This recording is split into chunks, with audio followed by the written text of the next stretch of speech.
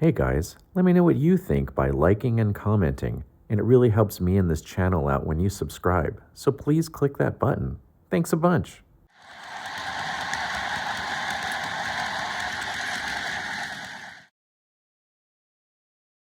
Hey everybody, welcome to this edition of the Super Smooth Quick and Dirty Show. For all your model lubricating needs, remember Super Smooth. It's slicker than smooth.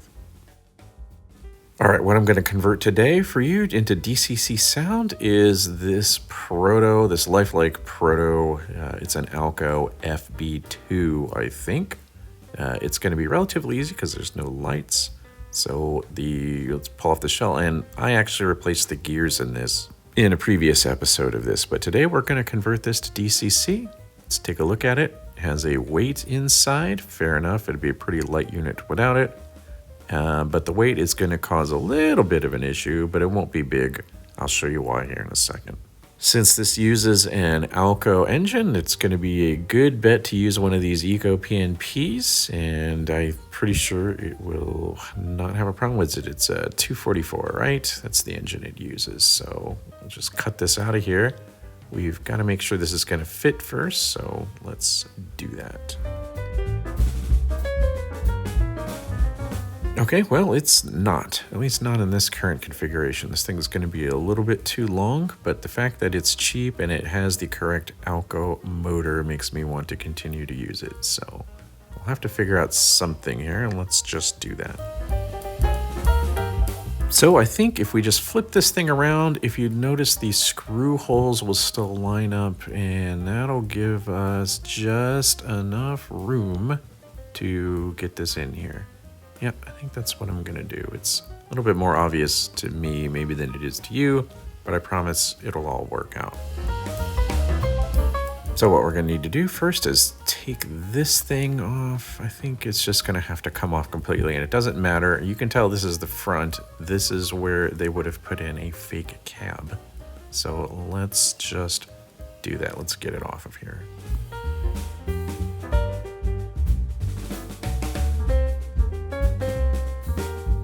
Okay, the wires are sitting on top of it, but I have to cut those anyway. And what is going to happen here is the red wire correctly marks the engineer's side or the right side, and you can see that it's screwed into the chassis it's screwed in there, and that's where it's picking up the engineer's side or the right side. Okay, let's see if that fits. We got to make sure that the little screw hole things will line up. I think it's going to be, well, it's not quite fitting. It's not quite getting on there. All right, one of the things I'm going to have to do in order to get this on here is to remove this lead, and I will just move it to the back. Actually, let me finish removing this thing also. So this is the front plate. I guess it would form the front of the cab, but it doesn't need to be on there, so we'll get rid of that. And then we will take this thing out, and what I think we're going to have to do is we're going to have to just grind down that post just a little bit. In a way, I want to leave it in there because it'll kind of help this thing, stop this thing from rocking around. But yeah, I think that's what I'm going to have to do. I'm going to have to grind down that post just a little bit. If not, what's going to happen is this weight's just going to sit a tad over to the side. Maybe that will or won't cause shell interference, but I'm going to just assume that it will. And I think it is. So let's just go ahead and grind that down just a tad, just a smidge, and that'll get it out of the way. So, all right, we'll do that.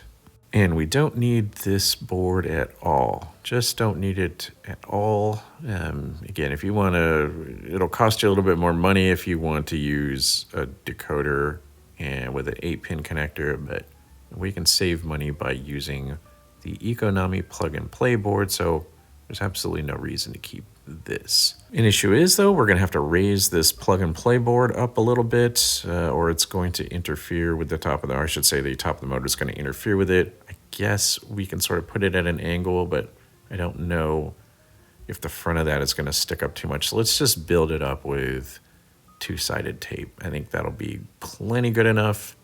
We'll just do that. We'll just build it up with double-sided tape. Okay, after going downstairs real quick and grinding this little post down just a tad with the Dremel tool, sorry I didn't do the greatest job. It's about half, just basically turned it into a semicircle. This will plop down in there just nice, and if you can see, those screw holes are going to align just fine. Those are going to have guideposts inside of the shell.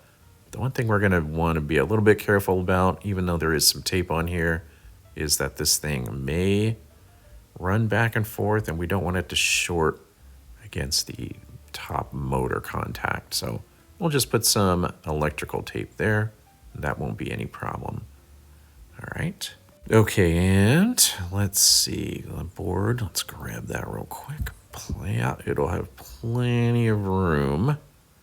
Plenty of room as soon as we build up some double-sided tape. So that'll work perfecto. Alrighty, and while we have that fixed, we will have to find a new place for the wire that'll go on the engineer's side. And it's not going to work where it was because it'll interfere with that weight that we're moving now. So we're going to need to put it right there. Actually, we will put it right there, and that'll work just fine. It doesn't matter which side you put it on, which side of the chassis, even though it's the right side pickup. Since it's grabbing the power from the chassis, doesn't matter where you put it. So what we want to do here is just scrape off a little bit of this paint.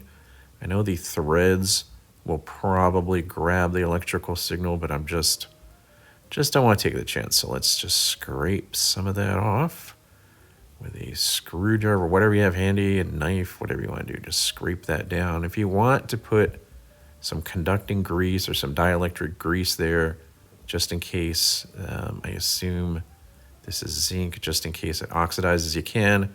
I don't think I'm going to worry about it here. I'll just screw this into place, and that should be good enough. Okay, there it is. There's the conductor side. And what I'll do is I'm not going to go over how to wire in this Econamif. I will put down in the links some videos where I do this to other Econamif decoders, so I don't have to go back over that again here, especially since this is a quick and dirty. So, yep, it should work in there. So let's do that. All right, if you notice, the first thing I did just real quick is to put that electrical tape down, just like I said I would, to make sure that this weight wouldn't accidentally short the top side of the electrical pickup. And I think it'll be fine. If you look, there's purpose-built clearance on the top so that it'll fit over the top of that contact just perfectly. Now I'm going to go ahead and do the tape, make sure I got enough on there. I think that's perfect. I'm just going to use the really weak mounting tape for this. That'll give this, it won't accidentally rip off anything, any chips on the underneath. It should work just fine. So we will just get these wires kind of out of the way and just do a test fit of the shell. Okay, that looked pretty good. So now we'll just test fit the weight to make sure it goes in there. And the one thing we want to check is, gotta see if we're gonna have some interference. Maybe it's better this way.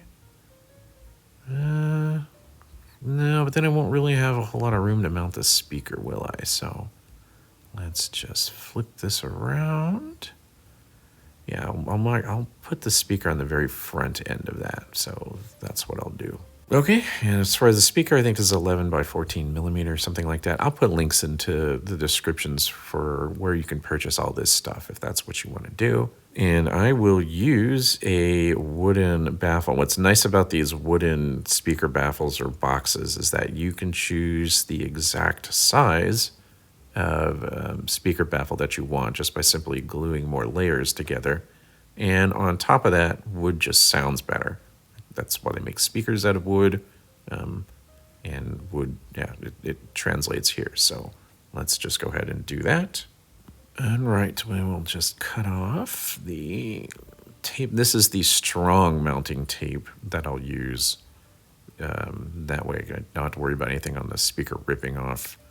So it makes sense just to use this. So, all right, get this tape on there. Then we'll go through the painstaking process of getting the other layer off.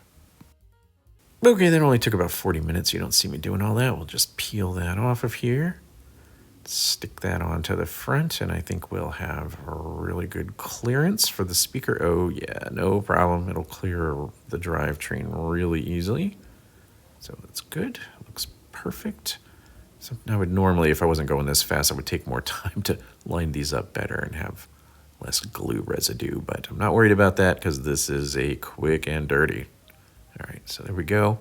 If we look, some of the wires are going to interfere, it looks like, if I'm not careful. Yeah, this is going to be a little bit difficult to do here, but so it looks like they're going to interfere, have the possibility of interfering. So what I will do is I will dry tack those wires to the top of this, and it won't be a problem anymore. Okay, let's just put a quick little dab of dry tack on here just to hold these wires, and I know if I put them in here, they'll definitely clear. So let's get that in there, and now I won't have to worry about anything interfering with the drivetrain. So that'll be perfecto. There we go. There's a little notch that we ground out a little bit. And sure enough, we're good.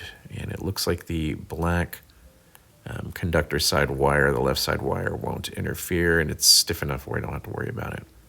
So there we go. And you can see I've soldered in the speaker wires and everything else.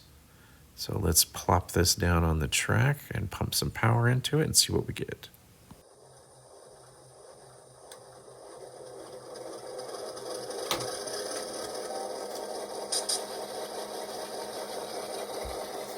All right, the default is this EMD 567 non-turbo. What we need is this ALCO 244, so I'll have to fix that when I hook it up to my programming track, but it looks like it's running well. All right, see, it took me a while to find the screws. I realized that this is new. It had cracked gears, but that's because they cracked via age. It's never used. I didn't realize that. So these little screws were in this packet. We'll just dump those out and screw this thing back into place, and I think everything will clear just fine. We'll do one more power up test just to make sure this works.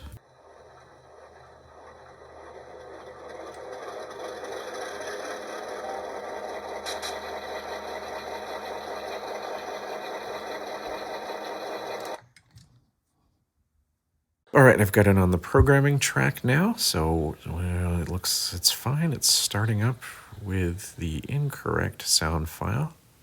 So we're just gonna need to go ahead and change it to the correct one. And I think you will like the way this sounds better.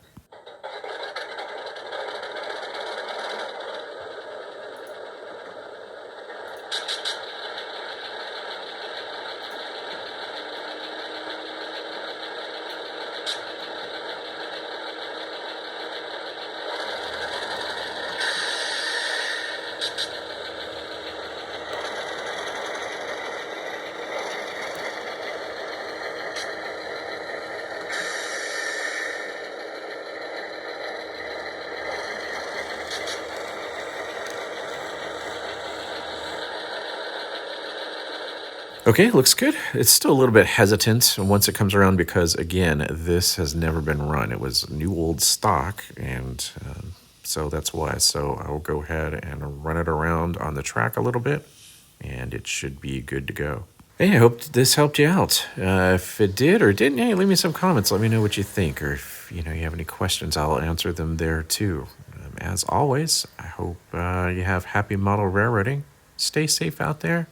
Take care. I'll see you next time.